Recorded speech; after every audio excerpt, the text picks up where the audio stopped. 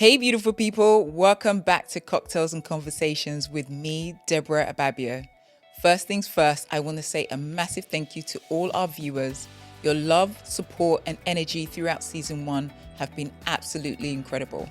I have loved every moment of sharing good vibes, deep chats, and of course, a few cheeky cocktails with you all. If you're new here, let me reintroduce myself. I'm a cultural connector, curator, and all-round formidable force within the fashion, lifestyle, and entertainment space. I'm also the founder and director of AD Curated Agency, a luxury events agency bringing unforgettable experiences to life. Now for season 2, we're turning things up a notch. Expect more unfiltered conversations, more inspiration, and even more amazing guests from across fashion, lifestyle, and entertainment. So grab your favorite cocktail or mocktail and let's dive into another season of laughter, learning, and real talk. Cheers to season 2. Let's get into it. Welcome back to Cocktails and Conversations. Today, I'm joined by the brilliant and bold Ella Anyanwu, founder and creative director of the fabulous Thirsty Agency, a true creative force in branding and culture space. In this episode, we dive into the beautiful chaos of life and business, what it takes to build something from the ground up, the lessons learned along the way, and the quiet power of trusting yourself even when you can't see the path. Ella shares her journey from childhood, the early signs of curiosity and creativity, to navigating the PR landscape into entrepreneurship. She speaks candidly about moments of uncertainty, the courage it takes to bet on yourself, and the magic that happens when you lean into your own intuition. With a cocktail in hand, we have an honest and open conversation about resilience, identity, and building a business that's rooted in authenticity. This episode is full of wisdom, laughter, and the kind of truth that reminds you you're not alone on your journey. So pour yourself a drink, settle in, and join us as we explore what it really means to create, evolve, and thrive on your own terms. This is Cocktails and Conversations. Let's get into it. Hey, beautiful people. Welcome to Cocktails and Conversations with me, Deborah Ababio. Today, we're going to have such an amazing conversation. I've got a beautiful, beautiful energy in the studio with me today. And we're going to delve into all things. Well, actually, we're going to delve into all things. I don't even want to categorize because we've got so much to talk about. Ella, please introduce yourself to our audience. Thank you. Hey, beautiful people. I wish I could do it as nice as you did. I haven't got the energy. Do it in your own way, in your own way, girl. Hi, gorgeous people. I'm Ella Anyanwu. I am the founder and creative director of Thirsty, the agency. Yes, the agency. The agency. Like, if you don't know Thirsty, follow them. The journey is incredible. But I kind of want to start by pouring us a drink. Ooh. Let's do it. A little cocktail, you know. Thank you. It's 5 o'clock somewhere. It's 5 o'clock somewhere. It's always 5 o'clock somewhere. Thank you so much. For you. Thank you. This is a very sexy cocktail. That's what we do around here. Yeah, I can tell. It's good. It looks good. I don't make cocktails like this. Well, you've come to the right place. Thank girl. you. Cheers. Cheers. Thank you so much for coming. Of course. I'm looking forward to let's look our conversation. Oh, that's Ooh. good. Oh, I tell you, That's I actually say it every good. episode, but seriously, You made this? Well, I was watching you shake and I wasn't sure where this was heading. I won't lie. This is what? good. You had no faith. Everyone's cocktail You skills are had different. no faith. I'm so sorry. I say I make a good margarita, but I genuinely just pour tequila in a bottle from the bottle into the glass and squeeze a few things. I'm not a cocktail maker. This is good. Well, thank you. Thank you. I mean, this is why I do this. It's Cocktails and Conversations. Love I'm it. telling you.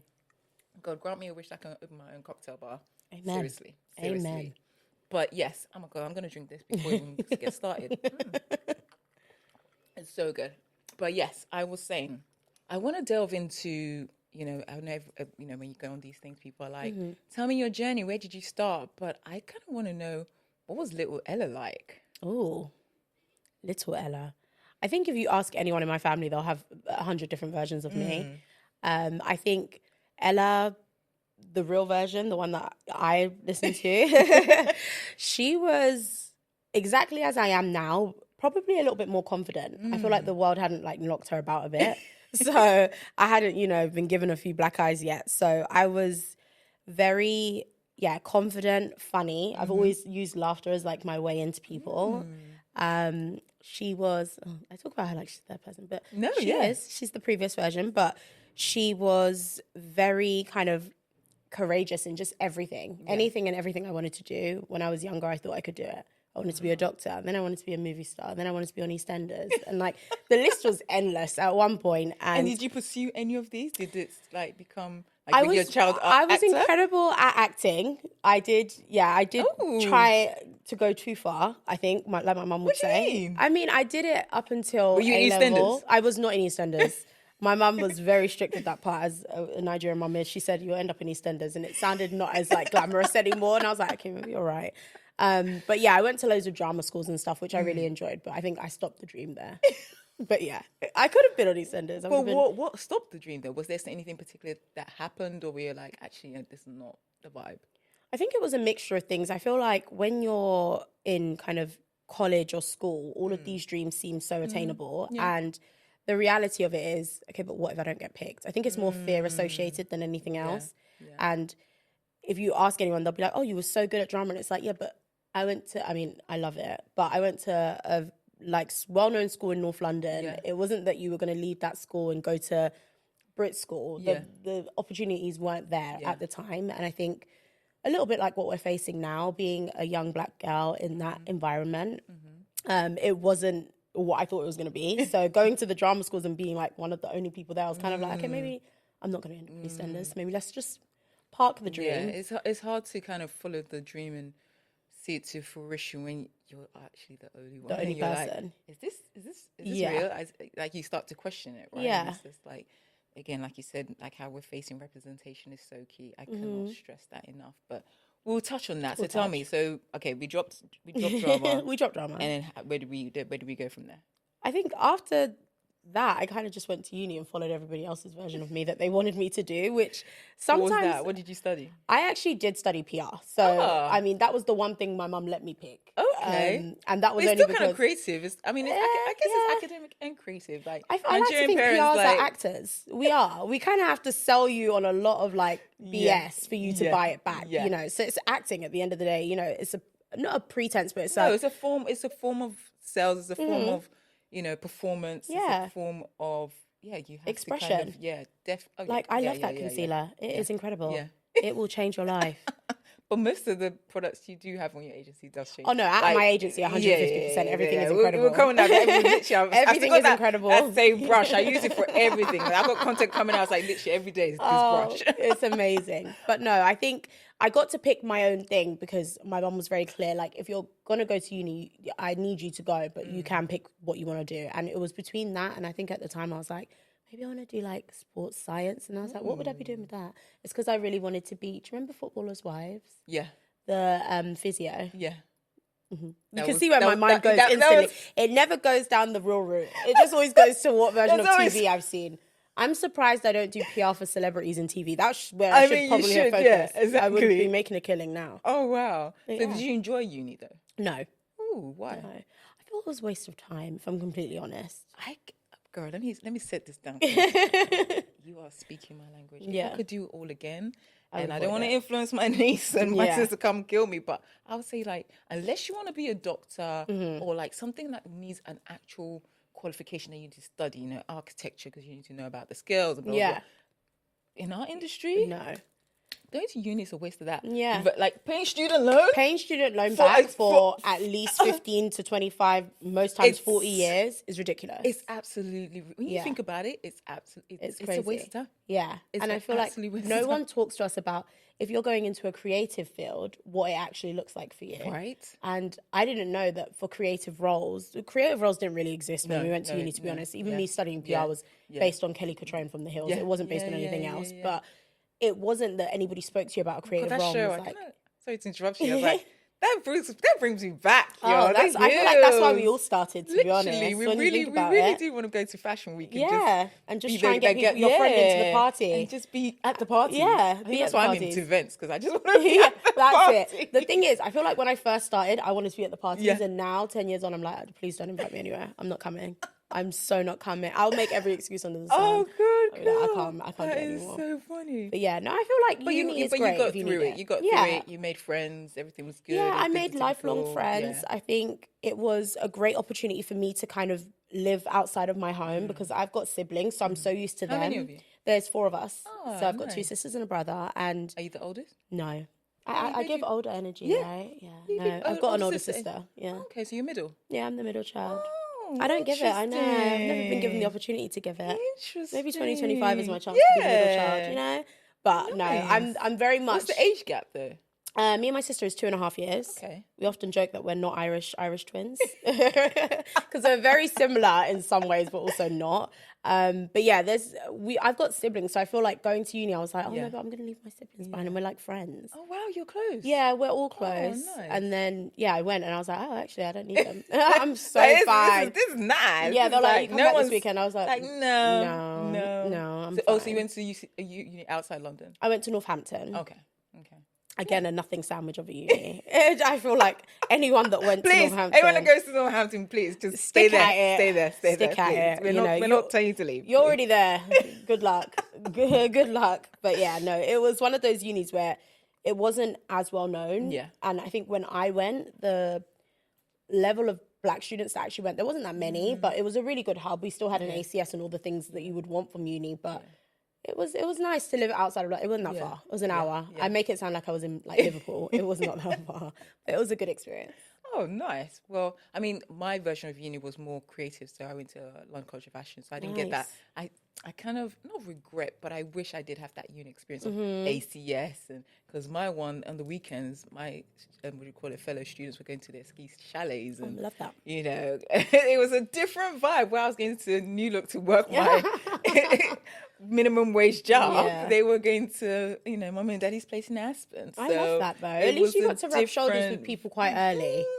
Yes and no, Whether you because wanted to or not. They weren't really mingling Oh. in that sense. You know, it Yeah. was a different vibe Yeah. at a different time. But yes, it wasn't that typical uni experience, and I feel like my life has shaped that because I don't think my long-time friends have from when I started working. Okay. Like it wasn't from school, or whereas my siblings, they've got friends from secondary school uni and times, secondary uni. school like that, and they still with Wow. them now. Whereas like, it's like I don't know where they are. It's fine. It's a more my different core life. friends. It's more from like when I was working. That's the kind of vibe. So I feel like making friends is also another thing, and how you navigate our. God. We'll get into that. I feel like we could talk for hours about making friends. Definitely talk for hours on that. So you finished uni. You did, what do you call it? PR. Yeah. Happy with that. Yeah. How did you get into the world of work? I left uni. I worked at H&M for like years. I love H&M. It was actually so good as well. Right? It was so good back in there. I mean, it's incredible now. It's but still back good, in the but day, it's good. Yeah. It had a bit. It Yeah. had something. It had something. And had I worked on something. the Regent Street store, so whenever the collections would Yeah. come out, Yeah, it was like a yeah, big yeah. thing. And like, I think we used to make it a real. we'd have like massive events. Yeah, and like the VIP shopping. It was really cool. And then, it's not like that anymore. I think everything's digital now. So This is it. Everyone's online. So yeah, that's everything's where, changed. I mean, I kind of like it because I sit in my house in my gym jams. And Yeah, in watching your things. pajamas and you're Plus also scrolling. in my head, I justify as well. No one has worn it yet. So Yeah. it's on me. Like if you go to Yeah. the store, it's like people have touched it. Yeah, it's a not different the same, experience. you know, I'm it's a a different digital experience. shopper. Yeah, I I'm get just it. like I like to come to my house. Yeah. Try it on. Maybe I like it. Maybe I don't. Exactly. And then most of the time, I forget to return it. I'm like, why is this money still? in my bag? Honestly, where's the money? Why do I have this jumper that I don't wear again? God, But 3 to anyway. 5 days to get your money back is ridiculous. But it they leaves take your it straight account away. instantly. It just doesn't make sense. Seriously? It doesn't make sense. Conspiracy? I feel like I keep starting new conspiracy- topics. This is No, my new no, thing. no, I no, don't no. This realise, is- but I start a no. new conversation every This- 3 minutes. There's no structure here. It's just we're having Just a fun. chat, and it's good times, good Yeah. vibes. But yeah, I could go on that. Because seriously, that's 3 to 5 business working days. Yeah. But why? Yeah. Why does it take Why? you that long when it took You took it 12 literally seconds. As soon as I put it in, 12 it was seconds. gone. 2. Yeah. It's gone. Oh. It's gone. My Teresa? Oh, it's instant. You don't even get a chance to like I know, regret the you didn't- decision. Yeah, you don't, It's they instant. don't give you that. At least is it Amazon or someone that Yeah. give you like, oh, cancel this order within Yeah, a certain yeah, time no, you no. can cancel. They've Literally, already like, put the shipping label on it. Forget it. It's already Bought on the truck face. It's on its way. DHL have your it's on its way. Literally, yeah, you got to track it. Like, it's on its way. It'll be with you tomorrow. Wow. So H&M from H&M. Yeah, Do you enjoy retail? Because I enjoyed retail. I enjoyed it. I think had a good I had a time. really great time. I think working a job like that from 16, you're like a cool girl. Yeah. Like, who first job is H&M? Like, no Exactly. one. So I had so much fun. But I left just before I graduated, and then I started working at Harvey Nichols on luxury really accessories. Upgraded.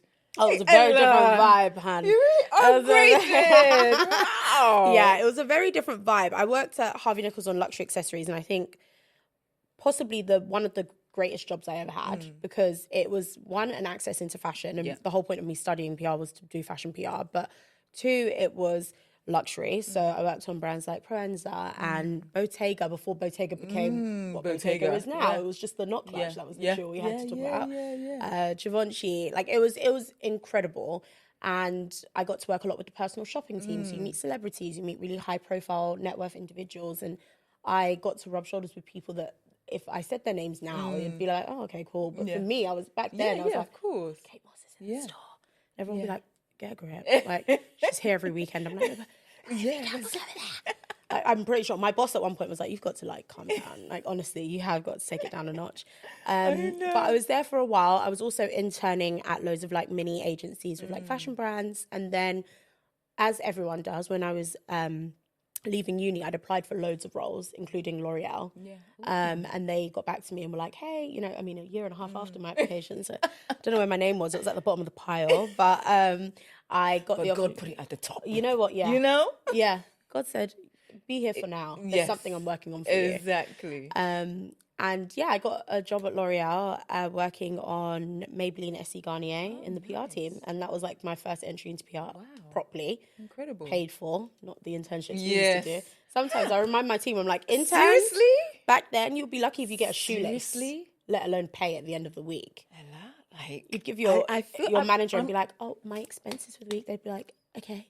Seriously, You're not I'm not getting that. saying that like seriously. I'm not saying anyone should be taken advantage of, right? But there's such power in those times where you were literally, you know, you weren't getting being paid, but you were carrying those suitcases doing the returns. You were in the cupboard on your hands and knees sorting out this press samples. I'll never forget. You were literally. It's like PTSD. It's just literally. I don't even like tying shoelaces now because I think about my first internship and I'm like, I sat in a room for ages just lacing up trainers. And then I was like, what is my life? What is this life? But I feel like it also gave us grit, though. I think it always, like, I feel like the generation now, everything is just, I've got anxiety. I can't. Some people don't even want to go out and meet people. Like, you're in PR, but you haven't met any of the editors. You've and never met them face to face. You just send an email. You just send emails. Oh, I can't do it. But then more than that, I feel like it gave us the grit to know that you've got to carry on.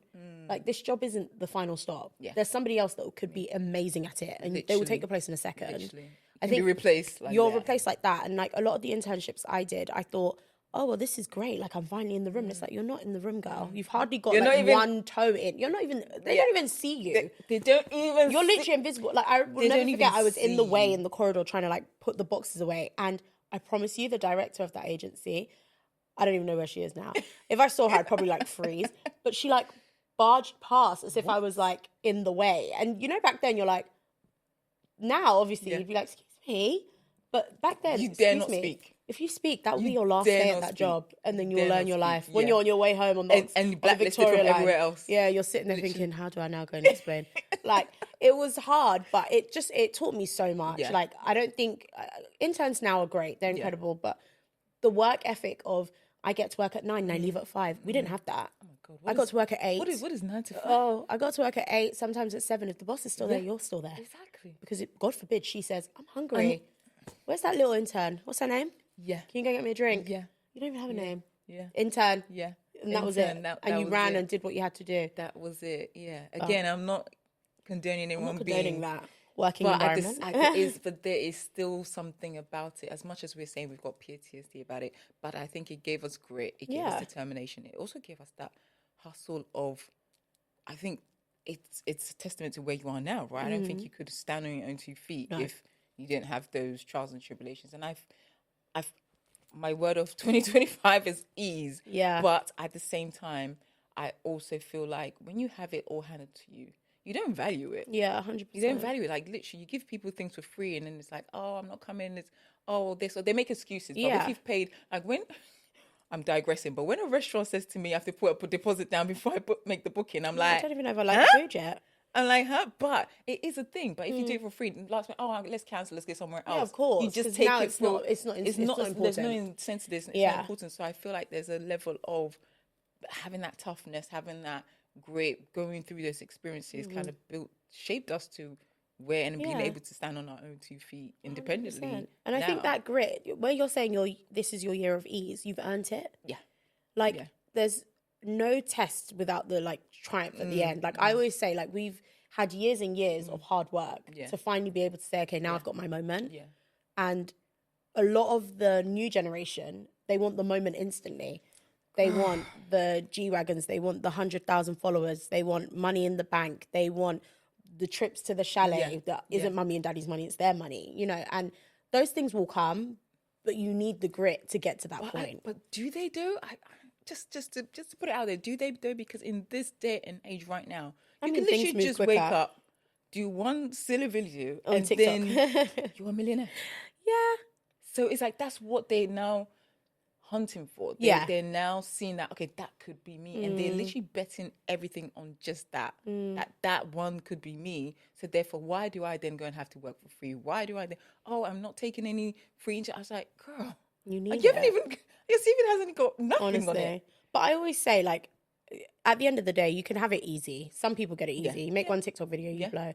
In 2 years, somebody else makes another TikTok video and you're not relevant anymore. Right. So without that grit of understanding where the money needs to go and what you need to invest in and how much time you need to put behind making more millions, not the first million. Yeah. Anyone could get to a million. There's OnlyFans. There's so many things now that could lead you to be a millionaire. However, how do you sustain that? How do you create generational wealth? Amen. Those things are more important to me than having, I mean, I love nice things. Don't get me wrong. I love nice things. I won't lie to you. I love nice things. I buy myself very good gifts just for making it through the week. You know, it's a hard week. We deserve. I push through the week. Literally every week I do push presents. Because I push myself. We're very alike in many ways. You push yourself through the week. No one knows. I push myself. Those emails, sometimes you're just like, oh, it's hard. Oh, child. Yeah. And nobody ever talks about how working for yourself, like, it's a different level of push. Like, I don't have a boss that I'm like feeding into, that I'm like, is this no right? one checking in to no be one's like, checking my work. No one's telling me if I've done the right thing or the wrong thing. I kind of have to just wing it. Oh, God. And thank you for saying that. Because sometimes I feel like, am I being stupid? No. I literally tell people, I'm winging it. I'm really winging it. People are like, so Debs, what are you doing? I'm like, winging it. Just living day to day. Just going with it. Just literally putting one foot in front of the other. Yes, there's an element of we've earned it. We've been in these spaces. We didn't just get up one day and say we're just going to start a business. Well, I kind of did, to be honest. But we digress. But it's that we've gone through it, right? Yeah. We've gone through those moments. We know. You didn't go and start a business now owning a donut shop. You did it within the environment that you came from. So let's go back. So you were at L'Oreal. Yes, I was at L'Oreal. What was L'Oreal like? What did you enjoy that experience? What made I you really feel did. Like, I think mixed reviews on L'Oreal from a lot of people, but I was there in a time where it was very much the place. Like, I mean, it still is now. For me, it's an insane powerhouse. The brands that they have underneath it are incredible. But I think I was there at a point where we were still a very small team. So it was literally me and my director. There was no, on the PR team, there was no feeding into 3 lines of succession, none of that stuff. It was pretty much just me and her, one desk. I'd be like, oh my God, coverage came through from Essie. And she'd be like, okay, can you like go and scan it? You don't just say it over. And I'm like, oh, sorry, sugar. Forgot my actual job was not to be your friend. But it was incredible. I think it was a great time to be alive. When I was at L'Oreal, we signed Jordan Dunn, we signed Gigi Hadid. Like, it was an incredible, campaigns, massive campaigns. Baby Lips made a resurgence. Like, there was just so many things that I got to work on, especially on Maybelline, I'll say, that were great. But then equally, working with icons like Davina McCall on Garnier, like, that for me was like a moment. Because I was like, she's a legend. I kept wanting, at the shoot, I was like, please say it. And my manager was like, can you stop talking to her? I was like, oh, okay, sorry. I just wanted to say it. We're live on Channel 4, please do not swear. She wouldn't do it. Oh my God. Like, she was not in the mood. And that's why. No, she was on great form. I think she was just like, okay, why is she talking to me so much? But yeah, it was great. I mean, I got everything I could have gotten from L'Oreal, I got within the 2.5 years that I was there. I worked with incredible Do you think people. that's a good timeline?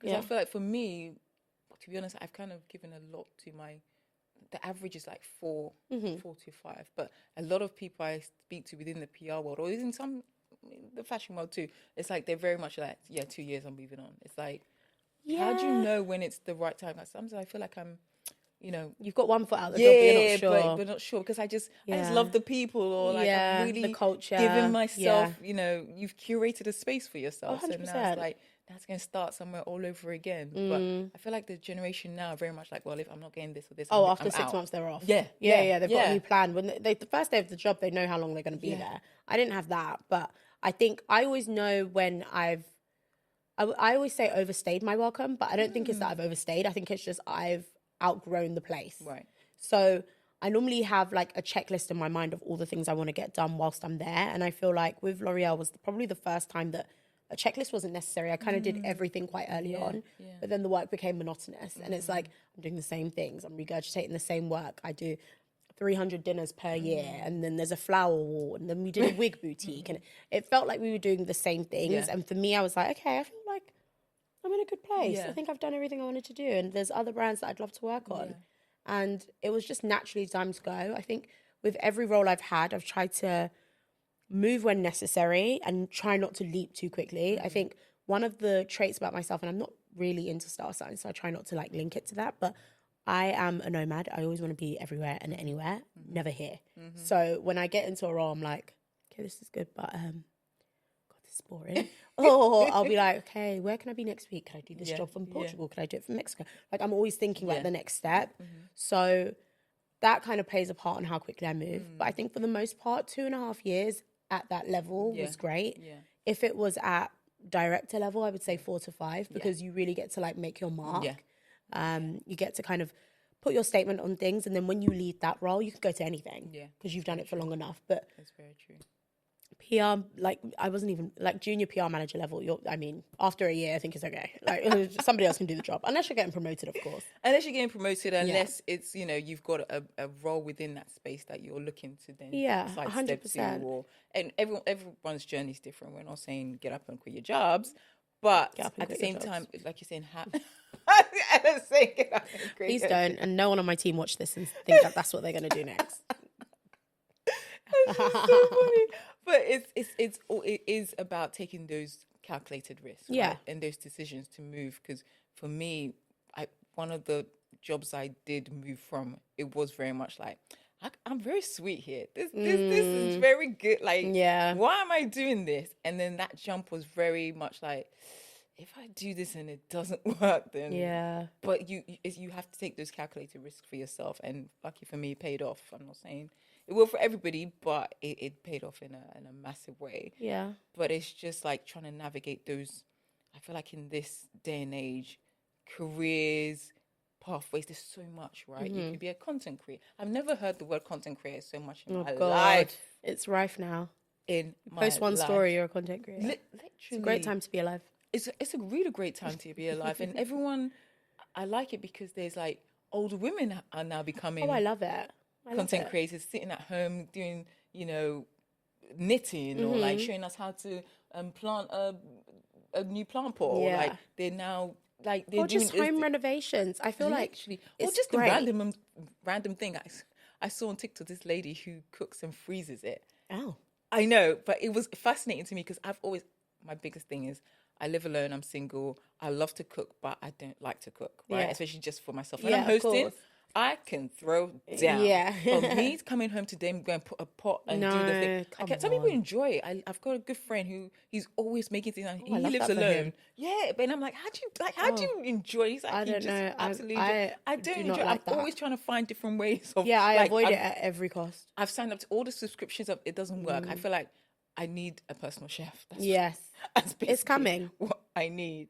But it's like she basically cooks and shows you how to freeze it and because normally I do freeze things, but then to come out and now wait for it to defrost, girl. It's giving, a lot of these conversations are giving PTSD. You know, when you're on your way home from school and your mom says, please, can you take the meat out of Take the out freezer, and you're like, oh, girl, good night. Oh my We know you don't God. want to make that But stew today. the way she does it, it's like, oh, this could be useful. But then I'm like, now I have to go and buy these things and actually make it. Yeah. But yeah, being a content creator, social media has now curated that space for the masses, basically anyone, to pick 100%. up a camera and now be. And it's also Yeah. so authentic. I think I'm not in any way or shape or form even wanting to do that for myself, because I'm not that sort of person. But you could. Will I be doing that? I don't know. I think we find influence in so many different things now, in so many different ways. And I think that's the beauty of where we are as a generation. It is that you could pick up your camera and you're just showcasing how you freeze your food. You don't necessarily have to blow and make loads of money from it, but you're sharing your version of content. I could pick up the camera and just show my day-to-day, what goes on in the life of PR, and I've made it. Like, I think it's a nice time to be around because it's not specific to one thing. There are some people I watch on TikTok, for the life of me, I wouldn't be able to tell you what they do for a job. I just find them hilarious. But like, there's really incredible creators. Like, I was talking about Tanya Sarin. She just recently got married, lives in LA. I started watching her TikTok videos probably 2 years ago. I'd say 2.5 years ago. And she used to just do getting readies, and it'd be like putting on a pair of jeans, a t-shirt, a trench coat, same routine every day. Yeah. She probably had about 2,000 followers. Now she's close to 1 million. Wow. She probably had the biggest... And that's what she does. Yeah, that's now all she does. Before it was her getting ready to go to work. Now we've noticed that there's no more work. It's just I'm getting ready to go shopping. Getting ready. Yeah. And to she live had my this best life massive wedding. She did like a big like bridal shower. Everyone wore Dior. Like, it's very curated now. Yeah. But to see that evolution of her go from just, I'm just getting ready for work and this is what I wear, to now being one of the top creators in her region is insane. It's absolutely insane. But I also feel like maybe we need to go back to just getting ready for work. Yeah. I feel like everything is so curated now. And don't get me wrong, I'm part of the problem because I'm very much like my aesthetics. Like, you see. Like, yeah, no, I mean, it's beautiful. But it's just like, the aesthetics, I kind of go between, because sometimes I just want to pick up the phone and just be like, my hair's a mess. And I've just literally got toothpaste out my thing. Yeah. But we don't do it as much as I would love to. But no, I then go and put cliche, do my hair, and then say, hey, good morning. I really do fight, because social media is such a powerful tool. It is. It would be great to see more normality, because when we see normality, I think it more comes in comedy, right? It comes more in that sense, so you accept it more. Yeah. But then if you see someone and it's all curated, you're like, oh my God, I want to aspire to that. But I would literally love to see someone, and maybe I should just do it, but I don't know if I will. Just wake up every day and just be like, this is it. Even though your perception or your outlook, and you can curate stuff, but I want it to be like, my toothpaste is on my thing, or like, actually my do-rag is, I haven't cut my hair. I don't know, that I feel like when I see those things, I gravitate towards it more, because I just feel a little bit, not, I don't know what the right word is, but I feel comfort that I'm not alone. I like that. I feel like there's room for you to do it, 100%. I don't know about it. 100%. No, but I agree. I think the reality of it is, even when I talk about my day and I talk about like how hard the day was with my friends, some of them are like, yeah, but on your stories, you were like, dinner, went for drinks. And I'm like, yeah, but I still had a really shit day, excuse my French. No, and I definitely want to touch on I'm that. like, I don't curate it in a way to only show the good, but I'm like, if I showed every bad side as well, people would be like, Jesus. You'd be literally calling me and be like, are you sure you want to... Are you okay? Are you okay? Yeah. I'm like, I scream probably about 12 times a day. Like, sometimes Jem, bless her, on my team, I'll be like, for God's sake. And she'll be like, okay, woo, take it down now. And we'll be like, okay, let's just think about positive things. And we're like, there's nothing positive. And we'll be like, this is a nothing sandwich day. Yeah. We're very annoyed. What can we do? And there's nothing to do. You kind of have to get on with it. But if I showed every time that happened, I feel like people would be like, wow, I'm never going to do that job, and I would never do that thing. Yeah, and that's the thing is you want to inspire and have hope, and I think that's why it's curated, right? People want to aspire to things. People want to have that. People, like I said, we like nice things, and nice things are those you don't see everyone in a Bentley shop. No, there's aspirationals. Like, it's very curated. It's very a certain type of list or certain type of clientele. So you kind of work your way up to that. But at the same time, I want to go back to with the friends, right? In the industry we're in. Yes. Sometimes I feel like exactly what you said. I do curate it, not for them per se, but like if we showed the real, people would be like, Debs, or like, oh my God, Ella, what? what's going on, right? Yeah. But at the same time, I don't know. That's what I say. I battle between because we do create it. It's not their fault that they see us in that way. It's like they don't feel sympathy for us. Yeah. Oh, well, you had this dinner, but you literally, the amount of people like you were just on a plane yesterday, and I'm like, no, I wasn't. I was in my house trying to fix my boiler because literally, or like, or people will be like, oh my god, you get to go travel so much, and I'm like, do you know what I would do to have a full month just sitting in London? Oh, like on my couch. As much as it's nice to be on a plane, don't get me wrong, I don't take it for granted because there was years where you would beg to be sent anywhere and you would never be picked. But sometimes now I'm like, I need a minute. Yeah. And my friends are like, oh, but you go to Miami, you went to LA. Oh my God, you went to New York. And I'm like, you know you can book these places. They're not specific for PRs. Like, it's not like Amex don't block you if you're not on a certain, like, it don't work like that. I know you wouldn't go as often as me. Yeah. But bear in mind, I get to go to these places and it's incredible when I'm there. And I really appreciate that I'm even fortunate enough to do it. But for the most time, I am there and I'm working. And I'm on a different time zone to where my business is based. So I have to wake up earlier and be on their time zone. I finish that time zone and I'm on the US time zone. I finish that time zone and I've got to go to dinner with someone.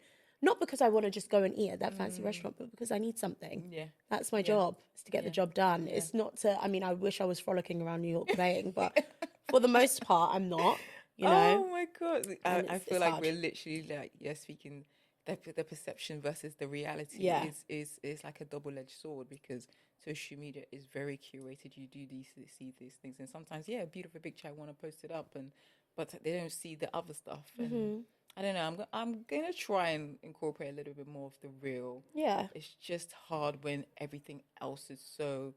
It's like, will it be well received? How would you actually do it? Because we are so. Because of the environment and the careers we've had, everything was curated. Everything had to look perfect. Yeah, it does. Your event had to be this way. The heaven forbid one of the flowers is facing the wrong way, or the different shade. God, or being 29 roses shoved instead of 30. Right, Jesus, those kind of things. So when when someone says, "You don't have to be perfect. You don't have to be this. Just do it. Just do it." I'm like, I literally just want to go. Yeah, because my environment, my whole life. I've been taught the opposite. Yes. You had to be perfect. It had to be this way. You had to be this in order to even get it like one foot in the door or like to even be seen. Yeah. You had to be that extra vigilant. You had to be that extra curated. So now to be told that, oh no, you can just, just wing it. Just wing it. And it's like, it's fine. It doesn't have to be perfect. Oh, that event, wait, 2 people come, that's fine. Just tell me to, no. It's like, no. Even this podcast, like I literally bring all this from my house to come to the studio. It's curated. It's this. It's like I love that for myself because I'm for me that's the way I'm showing myself love and showing my personality and how I want to show up in the world. Basically, and I think having friends on the friends like vibe is friends that aren't in your industry won't understand certain things. Yeah. A lot of my friends do very different jobs that are very serious. Like they actually help real people. We do too. I mean, we save lives, kind of. We save our own because I'm pretty sure there's a body bag with my name on it every time I mess up something. But some of my friends do like real jobs. My little sister, for example, is a lawyer. So sometimes when I'm like, oh, I'm just having such a bad day, she's like, oh, I know, like court was so long and we had this and that. And I'm like, oh. So my problem was going to be that I'm supposed to be at Art Basel on Friday, but I actually also need to be in New York. And then from New York, I need to be in somewhere completely different. And I was wondering if I should pay my Amex bill. And she's like, girl, get a life. Get a life. Like, be real for a second. I'm like, this is my version of, I don't know. It feels very curated, but that's also the realistic way of your job. Yeah. Like, if I was a surgeon, I'd complain about the surgery. Right? I feel like we have to just accept that this is the world we're in. This is the world we chose. And privileged enough to have chosen that world, right? So, you have to, with anything, you have to take the good with the bad. 100%. Literally navigating that. So how did it come to be that Thirst was born? I think with Thirsty, I like to say it's like my brainchild of like 100 different ideas. I worked in PR for a while. I'd been at L'Oreal, I'd been at Beauty Scene, I'd launched Fenty, I'd launched Oma Beauty globally, I'd done shoots in Lagos. I felt like I'd done everything. And I got a role at Cult Beauty, which was incredible. I was their first in-house PR and I do love them. Really I love Cult. I think what Alexia built was incredible. And working there, I was like, well, I basically work at an agency, because any brand that would launch, it was kind of my job, if they didn't have PR, to make sure the brand did really well and make sure press knew about it. And it was like getting all these accolades. And I was kind of like, well, if I'm looking after Bread, Say, all of these brands on my own now, I could do it at an agency. And COVID happened. Thank God, like, knock on wood, no one was made redundant. I still very much had my job, but it gave me a lot of time to just sit and think. Yeah. And I think when you start work at 9 and log on, and you've got a minute to go to the kitchen and make a coffee, and you've got a minute to do this and that, you think, why am I doing this again? You know, and some of the meetings I was sitting on, I was like, oh God, what I would do to just do this a completely different way, and maybe not be part of the conversation from the retailer point of view, but just get to do the fun stuff. And I was talking to a really good friend who I call mentor. She'll probably tell me to stop saying that now. But for me Feta, who we all know and love very much, love for me. And I think we were just talking, and I'd worked with me at Space NK because I'd previously been there as PR as well. And I was like, oh, do you know, sometimes I just think I could do it on my own. She's like, why don't you? And you know, anyone that knows for me knows that she kind of just says things. She's like, you could do it. Try it. And I was like, try it. She's and I'm like, but what if nobody? She's like, oh, you're fabulous. People will definitely pick you up, and you'll do this and that. And she started, and I got stars in my eyes for a second. I was like, oh my God, someone thinks this of me. And then I was like, okay, I'm going to see how I feel in a couple of weeks. And she was like, if I was you, you know, the world is changing. We don't know if we're going to get back outside. And this was very early on into lockdown. She was like, you know, sadly, everything happening in the world at the time with George Floyd and people talking about diversity and inclusion, she was like, now is the time, not to necessarily capitalize on our pain, but more so to put your energy into a bigger purpose. And God bless for me for saying that, because I think if she hadn't, Lord knows, probably would either still be at Cult or another place. But I, you know, was going through all these names of what I could call my agency. I was like 3011 and this and that. And I was like, nothing feels right. And we did like a session together, and she was like, what is it you're trying to do if you were to do this? And I was like, I feel like the industry is just so boring. And I was like, it kind of needs like just a refresh. And we were like, okay, refresh isn't it? Because it sounds a bit weird.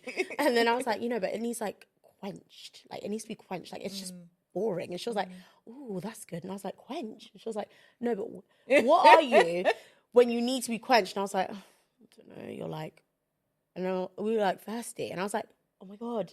And she was like, everyone's thirsty. They just need a bit of quenching. And I was like, that's how they pay you the big bucks. And I remember that day I was like, okay, thirsty. And I was like, you know, but it's Thirsty, the agency. Like, and I was like, but if one day we dropped PR and we wanted to just be a film team, Thirsty, it doesn't have to have a rhyme or reason. Right.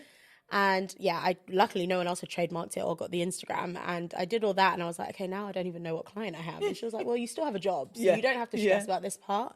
And I mean, God bless them. I did tell the Cult team, my director at the time, Jenny, I told her the truth. I was like, look, I really want to start something on my own. It's hard because navigate that. Luckily, I was the only PR on the team, so it wasn't like anyone could go back and be like, oh, I've heard. But I think I got ahead of it before them, because especially from Lex point of view, I was kind of like, she'd taken a big leap of faith picking me, and I was like, I don't want her to feel like, okay, I gave this girl this great opportunity, and now she's, you know, a year later has run off. Exactly. Burning bridges in this industry is ridiculous. So I kind of told my manager, and she was like, you know, that's a great idea. And I was like, would you guys come on? And she was like, no. No. She was like, we've had agencies for years. That's why we brought you in, because it didn't work. And she was like, but I wish you all the best. Like, obviously, you know, let us know if you need any help. But I still had my job because I had to help them find my replacement. So I was there for an additional 6 months. So technically I was there for quite a while. But Thirsty was born, and I started going out to people that I'd worked with previously. I spoke to a lot of industry friends for me, Caroline Hirons, a lot of people that I'd worked with over the years, my old bosses at Space NK. And I just said, look, I'm starting this thing. I don't know if it's going to work, but if you have anyone that needs PR help, even if it's tiny, a little, you know, just press release, anything, I'll do it. And I think the first person I went to seriously was Azohu Addo, who is the founder of Apara Skincare, and Maeva Heim, who's the founder of Bread. And I went to both of them at the same time and said, hey, like, I'm starting this thing. And Azohu was like, oh, I've heard loads about you from Fumi, and she said you're really great, and I'll see in a couple of weeks. Like, let me think about it, because I don't need an agency. I've got one already. And I was like, okay. And literally, I spoke to Maeva, and she was like, you know, we're still quite small. I don't know that an agency is necessary. Budgets, blah, blah, blah. And 2 days later, she came back and was like, actually, do you know what, Ella, I want to give you a shot. And Bread was our first official client to sign, and we still work with them now, almost 5 years later. And it was just nice. I think from that moment, I was like, oh, wow. Like once one person takes the leap of faith with you and says like, I believe that even if you're not, we're not paying you 10K, let's be honest, then no one's going to give you 10K a month. Especially not when you're starting.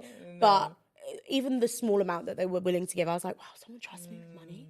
Like, that's such a big deal. I've always worked jobs where you just get paid. Like, whether the retainer's paid or not, it's not my business. I never saw that. I didn't notice it. My salary just goes in. As long as my salary goes in on the 28th, everybody's good. But for the first time, I was reliant on a very different thing. And it was incredible, the outpouring of like support I got, and like amazing support from everyone. I mean, including you. It was like everyone was mini cheerleaders. And I first thought, okay, well, I've got Bread. And then 2 weeks later, Zoe was like, right, I'll take the leap with you. And then 3 weeks after that, Glow Recipe were like, okay, we'll do it with you. Like, we trust you. You've got to make sure you pull it out of the bag. And I was like, okay, I've got 3 clients. And I remember my living room at home, I had like boxes stacked up for weeks and all the magazines got delivered to me. And I was like, I've got a real job. And I was like, this is so realistic for me to just come out with something literally 6 months ago. And all of a sudden now it's a real thing. But it's like, of course. That's how it kind of went. And since then, how did it feel in terms of like going in on your own? Therefore, it is, oh my God, they are paying me this money. They are, because I know in our industry there's a lot of brands. So at the end they're like, well, we paid you this month. So they want out of that every calculation, tell us exactly what you did. And you're like, well, would you ask anyone else this question? No, this is probably not. This is it. The way they treat you versus, I damn well know. You're not asking other people those questions. You would ask me. But that's fine. This is it. But this is it. You have to navigate that. And I guess being a company owner, you need to flip the switch in terms of your brain of how you work. Like you said, before, if they don't pay a retainer, I wouldn't even notice. Yeah. And now it's like, actually, you're doing everything. You're chasing the invoices. And I think when I first started, I was like, oh, well, if I have these 3 clients paying just me, I'm fine. And 3 very quickly multiplied into 6 turned into 9. And I think technically from October 1st was when we were live. By January 4th, I had my first member of staff. Wow. Because I was like, wow, I've got 6 brands who are asking me to do all these things. And as much as at Colt I could do it, it's because I was managing my 9 to 5. I had my support. I had the copy team I could turn to and be like, hey, can you finish this press release for me? I had social team that I could say, we need this post to go live. When you're completely on your own, it's such a daunting feeling. But I think the first feeling I had was one of elation, because it was like, wow, I'm finally out of somebody else's like rule book. I don't need to go to HR every 5 minutes and be like, just checking. This happened and I wasn't sure. Isn't the things you miss from corporate? Like, there's no HR to go to. There's no like the little things. Sometimes I'm like, wow, this is a bit, honestly, a bit wild. It's a bit crazy, because sometimes the client says something and you're like, I really wish there was HR here. But what would they do? You know, realistically. But I think it was a great feeling to kind of walk on your own for the first time. But I think more than that, it was like this idea that I created my own thing. It wasn't somebody else's idea. I didn't have to wait for anyone else to do it. I also love that I did it completely bootstrapped. It still is a complete bootstrap business. We never had investment. We never had funding. Everything that exists in Thirsty is off of my own back. And to have that and not like feel like anybody else gave me the opportunity was incredible. Absolutely. She's so proud. I mean, some days I wake up and I'm like, wow, it's still going 5 years later. And it will be going for decades more. Amen. No, definitely what you're building. And you touched on team, and we touched on obviously the new generation not wanting to work. How do you know when? Because my thing is, obviously, with this being yours now, right? Like the person said, you got to pull it out of the bag. Yeah. There's a lot of pressure. How do you build that in terms of giving that to someone else and just relying on someone else? It's the hardest thing. I can't do it. I need to. I definitely need to. But how do you let go? It's like finding a childminder. Like, this is the best way. I don't have kids. Yeah. But this is the best way to explain it. It's like my clients, the brands, I treat them as my babies. So getting help you're giving part of your child to somebody else and saying, I'm trusting you with this baby. Make sure you the baby's always fed, always watered, always clothed. Like, it's feel like it. I never know how to explain how to find good staff, because I feel like you will find people that will come in and they sell you the dream and they will say, I can do X, Y, and Z, and I know how to do that, and I've always wanted to work here, and this is the most incredible agency. And I'm going to work twice as hard. And I'm going to work twice as hard, and I don't go home till my boss goes home. And if you ever need me to even do anything, the next day, I've got a doctor's appointment. I'm so unwell. I'm throwing up. You're like, oh, wow, okay, great. But I think over the years, what I've kind of tried to learn is I can't do everything on my own. And the more you take on personally, the worse it becomes for the business. Burnout is so real. Very. I think 2023 was possibly my worst year. I had the worst burnout I think anyone could have ever. I'm pretty sure I could have been hospitalized, but I kept pushing through. And although I had a team, I was still trying to manage so many things on my own. And it felt like I was willing to give up parts of it, but not all of it. And I've had to teach myself, actually, the whole point of having people that you pay is that you have to be able to give up parts of everything. And if they can't pay them and then do it yourself. I mean, what's the point? And I say that to my team all the time. I'm like, well, if I'm doing all the jobs, why are you guys here? Yeah. And they're like, no, but we know how to do the job. You're trying to do the job for all of us. So you need to and you have to delegate and give as much as possible. But at the same time, it's a mental health release to be able to say, okay, this person's doing this, that person's doing that. I know what everyone's doing on their moving parts. I think for the most part, what I try and do is manage the client conversation if necessary, but only if it needs to get to me, which it never really should, because I've got a great number 2 who kind of manages a lot of that. And early on, I was silly and thought, no, I still need to be on every call and every conversation and every email chain. And my emails, even till now, I can't revive. I don't know where the folders are. I don't know what's going on. Sometimes I press read all to lessen my anxiety. And then I'm like, but what haven't I replied to? What we replied to, And now I'm like, okay, if that one doesn't include me, I'm just going to file it away. It's not including me. No, you need to give me some tips because I'm literally on that verge. I don't know how to. I know it's easier said than done. People are like, just delegate. But how? How do you give your baby to someone? How do you... tell me. It's please, a big element of trust, isn't it? Anyone you nobody. hire, you've got to trust them. And it's like, sometimes they break it, but then you've got a lesson learned and you know, okay, this person isn't capable of doing that task. They might be incredible at all the other things, but this one isn't for them. I might have to take that back until I find someone that can. And that's fine too. I've learned the hard way that people come in for a specific role, and what my whole thing now is I hire people for the culture of my business. I don't hire them for the brands that we're looking after, because that could change any day. Very true. And we could tomorrow become a film business, or we could, start working on Keeping Up with the Kardashians. Amen. It's my dream. No, I'm joking. Come on, we're going to shut it out. You never know. On, you Chris, never know. We've Chris got is somewhere watching, I have a feeling. Literally. She's watching Cocktails and Conversations. Chris Jenner, we're calling you out. Yeah, she'd have a martini, but I think our plantains are good. I can make a martini.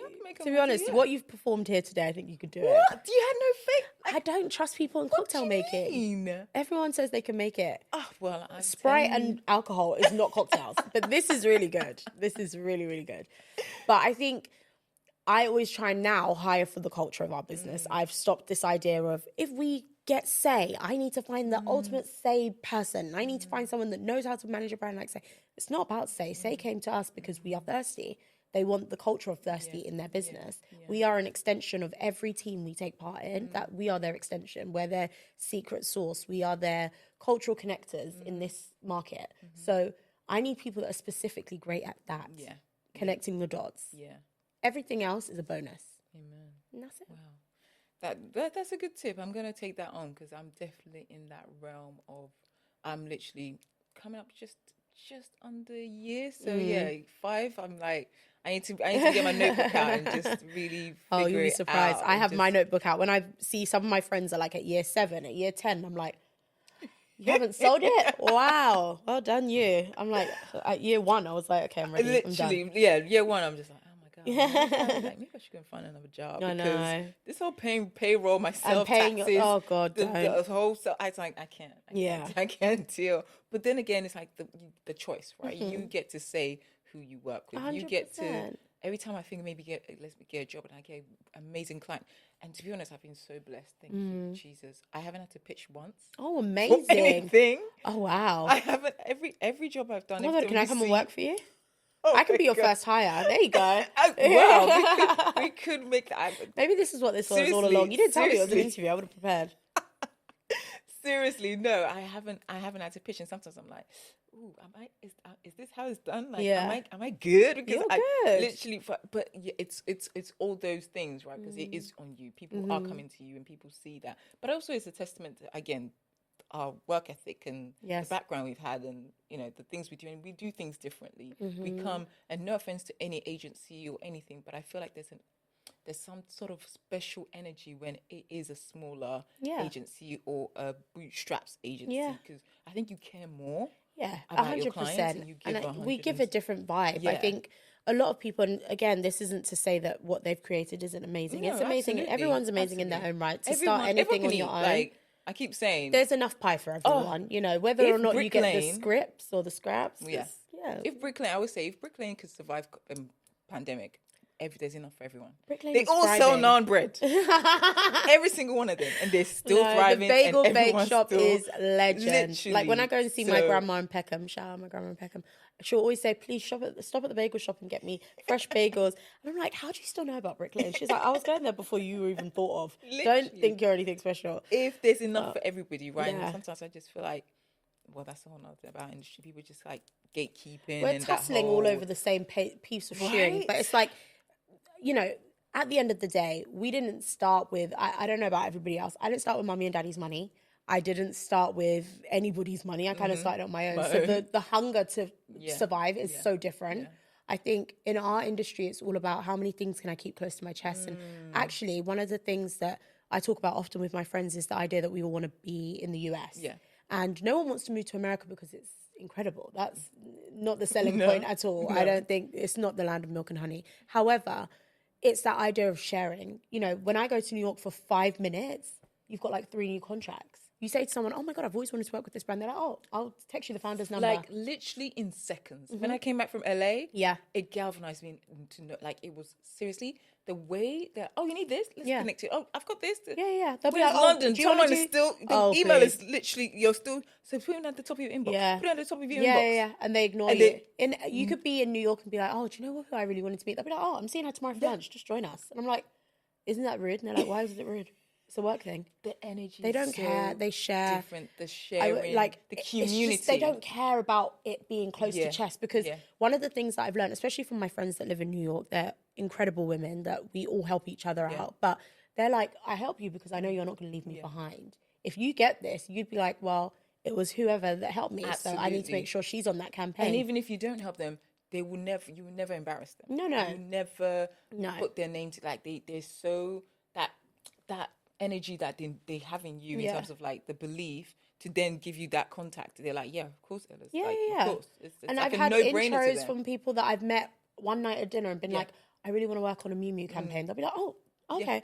I know the guy at Miu Miu, actually. He does brand marketing. And you're like, wait, huh? Yeah. And they're like, why do you act so weird about it? I'm like, 'cause Literally, in London, because if I it say I want to work on a Miu Miu campaign, someone's like, oh my God, me too. Yeah.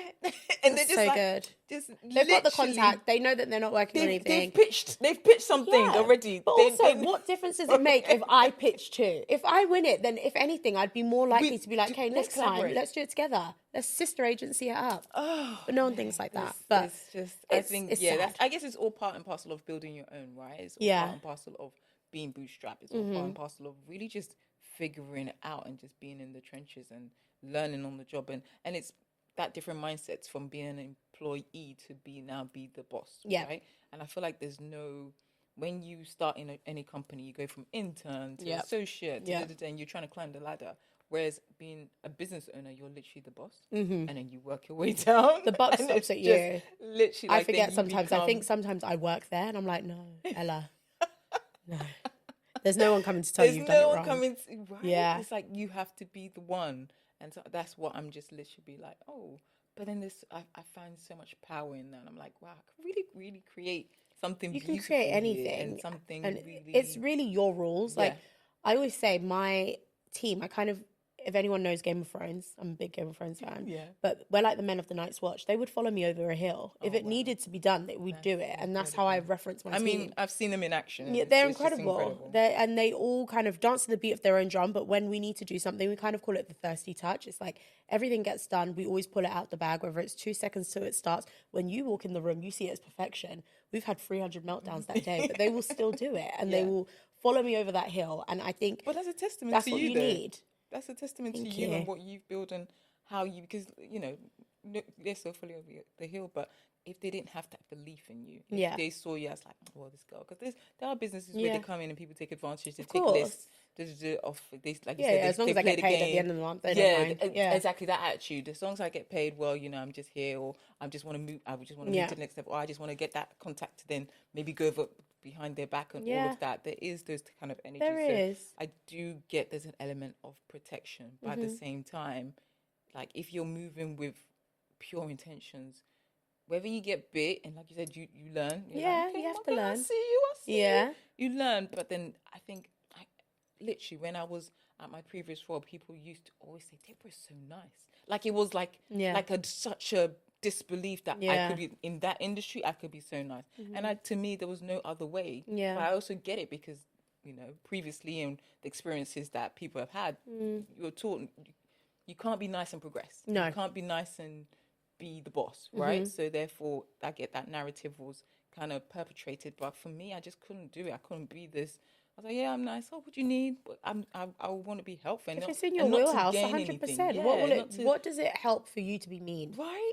I always say, it gets you no further. But some people do. They see it as that's their right. That's the thing. They have to treat someone in a worse way in order to then seem... That's exhausting, girl. Honestly. Sometimes if I have to think about half of the things that happen in our industries, I'd like cry myself to sleep. It's like, realistically, does it matter in the grand scheme of things? No. Like, the idea that anyone would have to be purposely nasty to get a bit further in life, I think it works when we do think about things like The Hills and like referencing shows like that. Kelly Cutrone was evil, horrible. You know, if I was Lauren, I would have cried instantly day one. I would have wanted to quit and I would have never gone back. And now that's not seen as a strength anymore. Back then it was seen as, oh my God, it's Kelly Cutrone. She's walking in. She's the person to be feared. Do not look in her direction. That doesn't work anymore because actually what that creates is not a good vibe for you and your business. And for me, I've always been, if people come to me and ask for something, so far as it's in my wheelhouse, I will help you. If I can't, I can't. And I'll always be honest with my capabilities. Absolutely. I can't promise you what I can't deliver. And that's just it. If you came to me tomorrow and was like, hey, I need Lainey from Say, I'll intro you to Lainey from Say. It doesn't take anything away from me. I have to have that trust that the relationship I've built with Debs, she ain't going to go and be like, well, actually, we could, like, but if you did and that was the direction they wanted to go in, then that's a knock on me for learning, and that's great for you that now you've betrayed someone. I mean, good for you.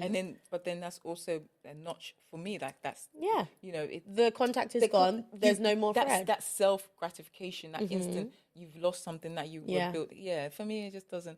But people do it, and I don't get it. But that's, I guess, each to their own. Yeah. Oh my God, it's been. I mean, seriously, running your own business is hard. I'm not saying. It is. You know, people are like, oh my God, I want to be my own boss. I want to be. It's hard. There's days where sometimes you just don't even want to open that laptop. And you're just the motivation to carry on is, I think, the hardest part because, like I said, 2023's burnout. I thought, I don't want to do this anymore. And it was like any email was triggering, any message was worse, any thing from finance being like, hey, just to flag, this hasn't come through yet. And you're like, oh my, like, I can't. Like the anxiety, like I say to people, I feel like if it was me on my own, I'd be anxious. Yeah. As soon as I got a team and I realized I had to pay people at the end of the month, I was like, oh, dear Lord Jesus. Yeah. Like, and again, it's like we've never had a month with no pay. We've never had a month where I've missed it. We've never had a month with any issues. So I don't know why I still had that anxiety. But because you care about your people. But 2023 proved to me that actually it'll either go up or down. There's no man is an island. Like there's nothing that I'm going to be able to do today that I wouldn't be able to do tomorrow. I might be able to do more because I have more energy. But it's about telling yourself that, okay, opening this laptop today is hard. I don't need to do it today then. Yeah.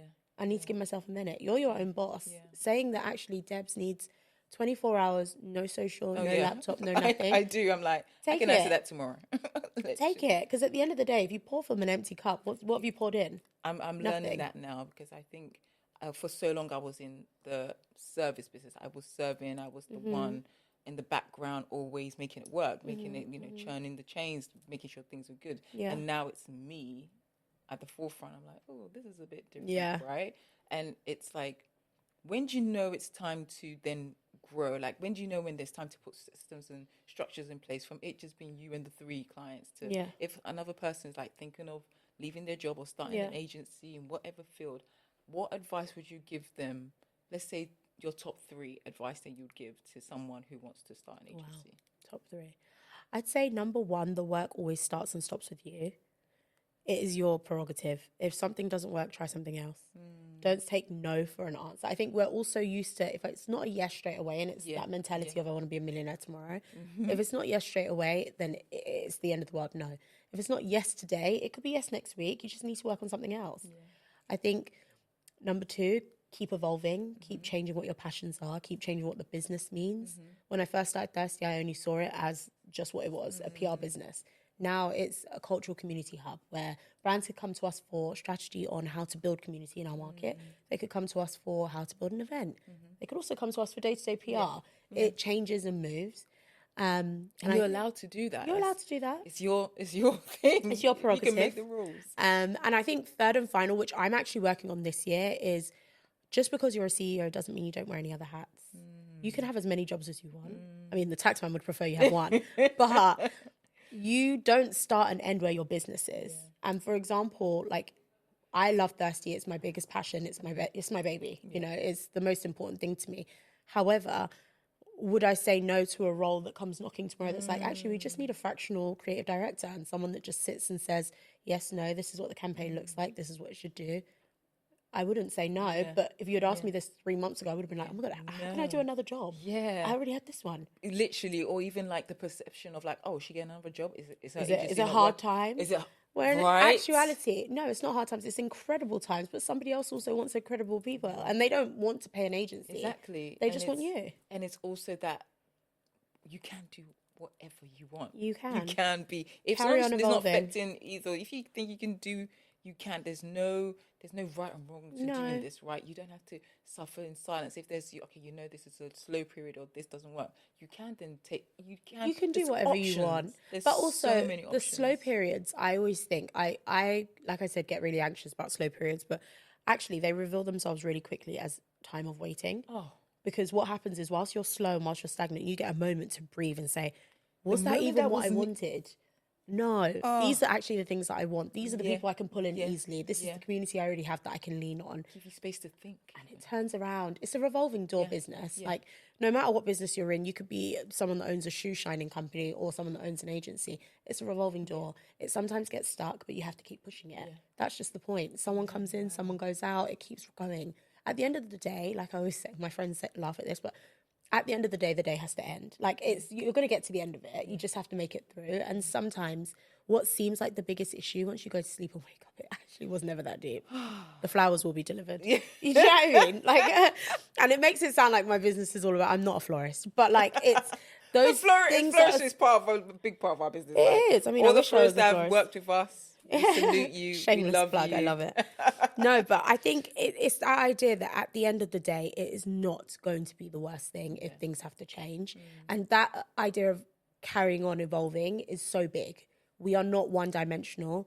The thing you started is beautiful. It's incredible. It will thrive. If you have 20 members of staff tomorrow, it means actually Debs can go and do 3 other things. And, you know, you can go and sit in Australia for 6 months because you have those people. But to get there, you have to get past this part. Absolutely. And it's like that, you know, you're not a failure. And it's you're right for things to change. Yes, it started off as this, but then another opportunity came, or this is now, okay, now it's doing this, or like being, okay, this is now a sister agency. I've gone into this, and this opportunity is there. No one's telling you to stay there for the rest of your life. Yeah, no. You're not telling you to be. You're not a tree. Move. That it's not way that serious.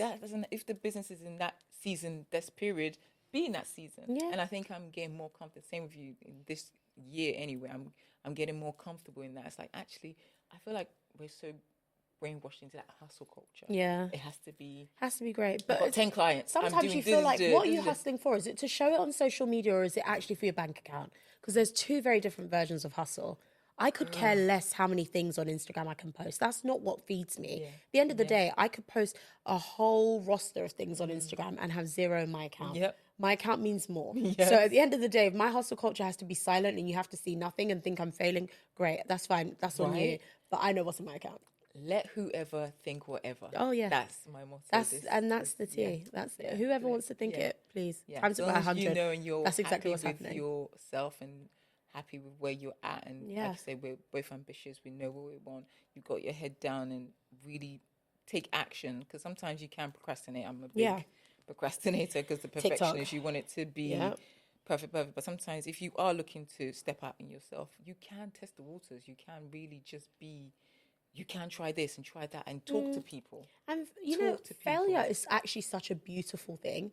Like, I know that we're not supposed to see it as that. And I think children of, especially African descent, Yeah. we struggle with this idea, because when I say it, my mom's like, God forbid, you Ah, can't fail. I'm they're like, ready. calm They're down. I ready didn't to mean like literally, that. Calm, just Yeah. cool off. But like, it's this idea that when you fail, you actually, there was something I wrote on my Substack last year, and it was called Fail Forward. When you fail, please just remind yourself that it's still a step forward. Yeah. It might not be as big of a step as you thought it was, but you've learned something, you've gained an experience. So it's still it's a method of some win. Seriously, it's all different. mindset. It's really all mindset. And being in this industry, being an entrepreneur, being a business owner is very much, for me anyway, it's been a lot of mind shift, because you've gone from, you get a salary, you get paid, if the work's not done, you switch off your laptop. I'll do it tomorrow. I'll do it tomorrow. You used to get to the no, sorry, this is not fair. You are not going to try and put that. You would get to the office sometimes at 7 a.m., come to a morning event, then leave and stay at the office till 1 a.m. No, you do not close your laptop and do it for tomorrow. The close your laptop warriors close there at 6. You go to a dinner and go back to the office. You can't be trusted with that statement. But for me, and this is why I guess I'm in the events world, I want to support people. If you've invited me to something, yes, I've got the work to do, but I know I can go and support you and then go back to the office and finish my job. And that's, some people are like, oh my God, Deborah, you're so mad. But that was my way of, giving back, or my way of showing my appreciation. Yeah.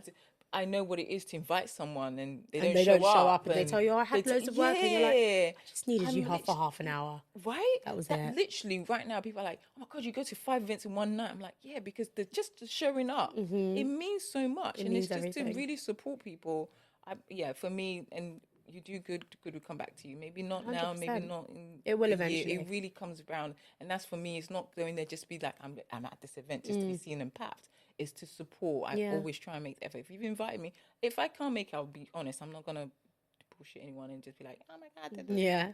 And if I say I'm gonna come, unless there's something that I can't, I will come. I will share. And hence why, if you follow me on Instagram, everyone's on my case. Oh my God, you went to 5 things. For me, it's that support. Yeah. I really want to support people, and if you've invited me, I'm gonna do my best to show up. I love for that. You. That's It'll come back to you. Absolutely. Oh my God, this has been I don't want it to end. I don't want it to end, but it has to end. Yeah. Basically, sadly, I'm trying to have better uncomfortable conversations. I love it. And I want to ask you, what is an uncomfortable conversation you've had within your business, with yourself personally, or otherwise within your team, that you can share to give me tips and the audience tips about speaking confidently about an uncomfortable conversation, or having uncomfortable conversations? Yeah.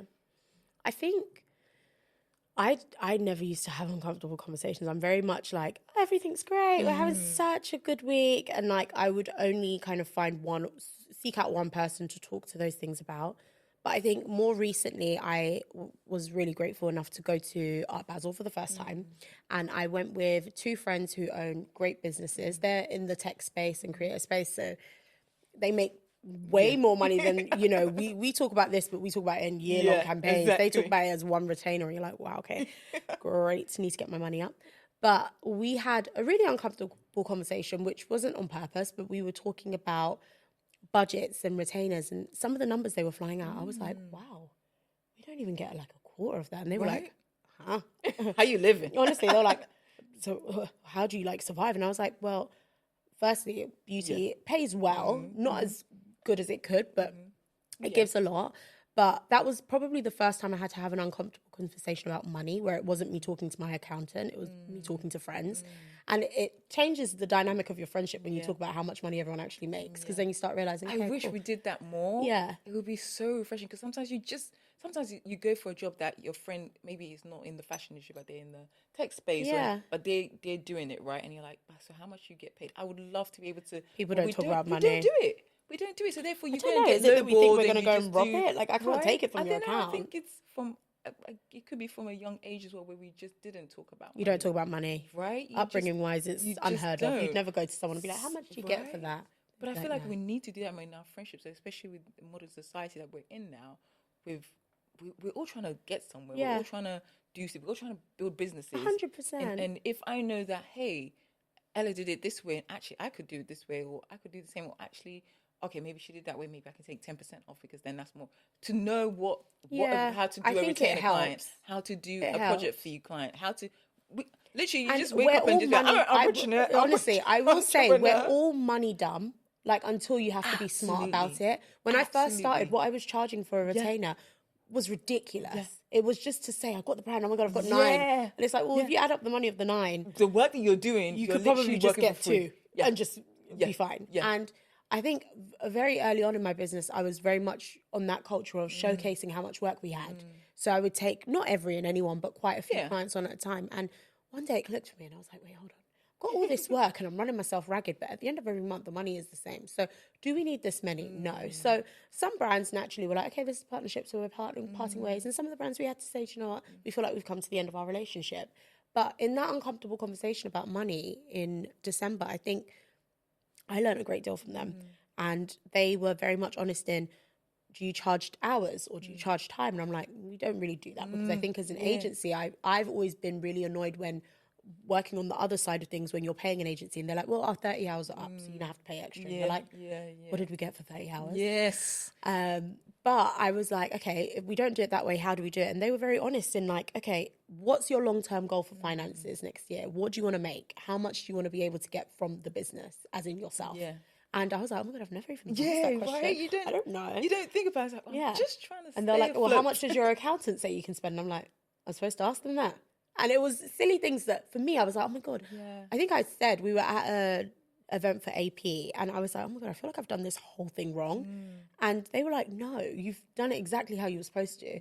You're money dumb at the moment, only because nobody was there to teach you. But they had to start at money dumb too. Like, no one wakes up and is like, okay, I'm going to get a trust, I'm going to have a this, and my accountant's going to give me a salary every year. Like, you don't think of those things. And that conversation, albeit uncomfortable for the hour that it went on for, has completely rotated my business within an hour. So this is why I feel like we need to have more. You need to have more uncomfortable conversations, especially money. It's always uncomfortable, but it really is. It's something we need to talk about. We all wake up, whether you're a boss and doing your own company or working for a company, you wake up for the check. 100%. Like, your mortgage, your rent has to be get paid. Everything has to be paid. Like, the water man, the electric man, the tax man is not coming to say. Oh, the tax man needs to get a grip. Those brown letters are just so unnecessary. Right? Like, there's actual real people to chase. Oh my God, probably not me. But I'm paying council tax. Like, the grass is staying cut. So I know, what? But there's real things. There's real things that money needs. But then it's like, if we don't have those conversations with people to say, but how much would you charge for that? Or can I just ask you? Someone has come to me with this retainer opportunity. They want to do a 6-month project. Have you done something like this before? How much would you normally charge? We need to how many hours go into that? Normal. How much of that is actually taxable? How much, the real conversations, without being like, oh, we just signed. Right? Yeah, great. You just signed them. How much? Like, I don't need to know how much they're paying you. Word for word, bar for bar. Give me some sort of breakdown. Yeah, exactly. When you've done this in the past, how have you charged people? And it makes it so much. We build community in that. 100%. Sense, right? Because it's like, then it's like you're not coming from zero. You're like, okay, I know going in, this is what I need to be asking for. And yeah, like you said, being money dumb sometimes can cause anxiety, because you're like, oh my God, I'm doing it all wrong, or like, I'm supposed to be seen as I booked this amazing client, but they're paying me 2p. Yeah. And the thing is, that's one of the things I love about the US. They will share. They'll be like, oh, girl, I did that campaign for 35 grand. And you're like, what? I did it for £10. You're like, oh, but they only gave us 5 grand for finding you. And they're like, oh, you should have asked for more. You're like, okay, great. But it's a learning curve. Yeah, it's a learning curve. Oh, wow, Ella, this has been a beautiful conversation. Thank you so much for having me. I feel like I could have spoken to you for ages. Yeah, definitely. We got to do this again. Yeah. This is not, it can't be there. We're going to really delve into and give... one big cocktail each. Well, now that you can trust me to make a cocktail, the glass is going to be bigger next time. Yes. Oh my God. Thank you so much. No, thank you. It's been an absolute pleasure. Oh, love it. Thank you for listening. If you enjoyed this, subscribe for more. Thank you for joining me on this week's episode of Cocktails and Conversations. I hope you enjoyed today's chat and found some inspiration to take with you. But the conversation doesn't have to end there. If you loved this episode, make sure you subscribe, like, and leave a comment. Your support means everything, and it helps us reach even more amazing listeners just like you. Also, I'd love to hear your thoughts on this week's topic. So drop a comment Share your favorite moments and let's keep the discussion going. Make sure you follow us on social media for updates, behind the scenes moments, and a community that's all about personal growth, good vibes, and of course, great conversations. Cheers and see you next time.